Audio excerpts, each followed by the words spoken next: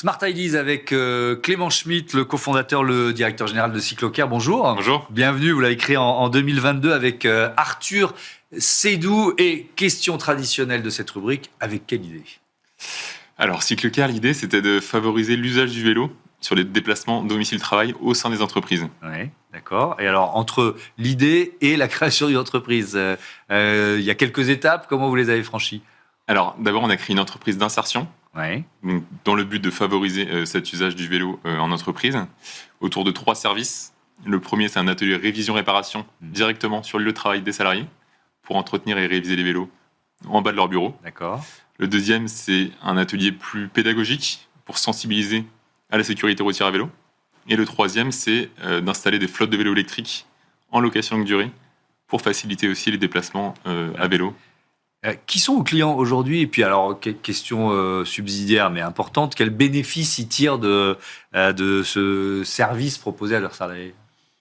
Alors nos clients actuellement, c'est vraiment des grands groupes ou des collectivités, la plupart du temps de plus de 300 collaborateurs.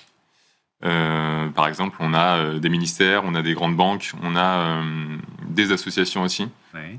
Toutes les structures qui veulent favoriser le vélo. Oui.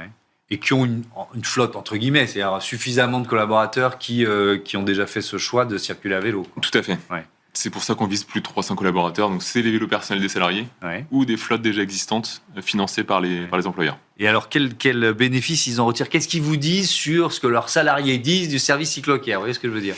Alors, il y a plusieurs choses. Il y a d'abord la sécurité. La plupart des vélos qu'on voit, nous, ils ne sont pas entretenus du tout. Parce que les personnes attendent d'avoir un problème immobilisant pour aller chez le réparateur. Donc, elles ne le font pas.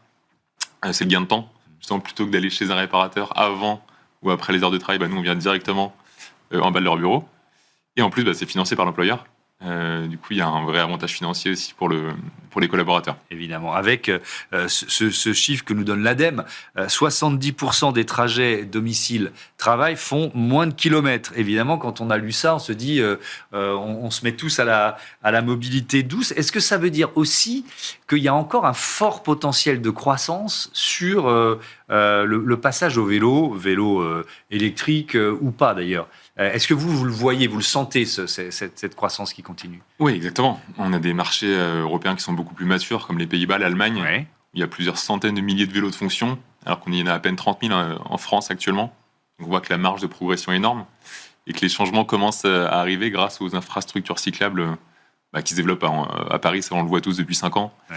Et justement, le rôle des employeurs à accompagner les salariés qui veulent se mettre à vélo. Vous faites clairement le lien. Quand les infrastructures existent, la pratique augmente.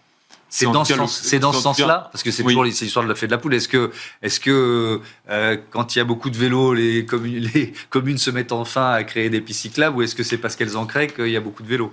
On se rend compte que c'est le point de départ, en tout cas, pour que les personnes se sentent à l'aise aussi, en sécurité, pour se déplacer à vélo. Sinon, on voit que ça peut être un frein, justement, sur cette peur de se déplacer en ville. Vous l'avez dit en présentant Cyclocare, vous êtes une entreprise d'insertion, conventionnée entreprise d'insertion. Oui. Déjà, on peut rappeler l'engagement que ça suppose.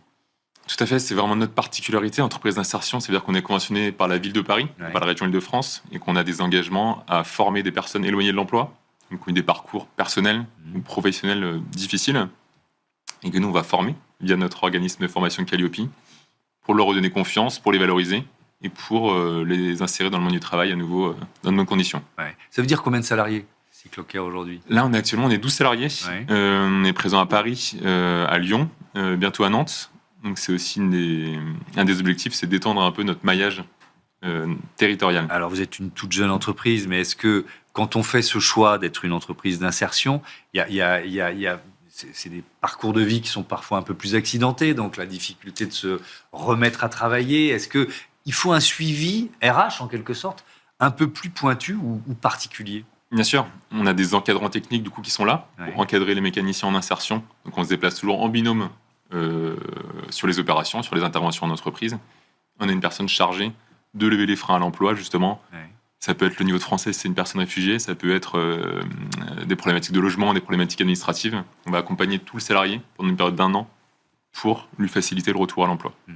Merci beaucoup Clément Schmitt et bon vent à Cyclocare. Voilà, c'est la fin de ce Smart Impact. Merci à toutes et à tous de votre fidélité. Je vous dis à demain pour une nouvelle émission sur Be Smart for Change.